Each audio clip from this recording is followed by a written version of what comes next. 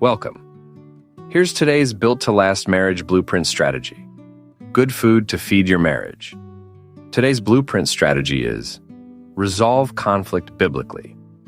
In Acts 15 and 16, the early church faced disagreement, difficult decisions, and unexpected hardships. Instead of allowing conflict to divide them, they sought God's wisdom together. They listened. They discussed the issue. They searched the scriptures. They prayed. And they made decisions that honored God and strengthened the church. Later, after being beaten and imprisoned, Paul and Silas chose worship over complaining and faith over fear. The same principle applies to marriage. A built-to-last marriage does not avoid conflict. It learns how to resolve conflict God's way. Disagreements are inevitable. Division is not. Healthy marriages seek understanding before demanding to be understood. They pursue truth instead of simply trying to win the argument. They invite God's wisdom into every difficult conversation. They speak with grace. They listen with humility. They forgive quickly. And they work together toward restoration. Conflict handled biblically can actually strengthen a marriage. It deepens trust.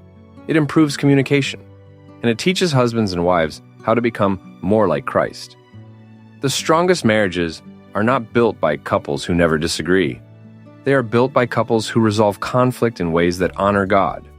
A built-to-last marriage grows stronger when husbands and wives resolve conflict biblically. Marriage reflection. The next time conflict arises, what would it look like to seek God's wisdom before defending your own position? Prayer.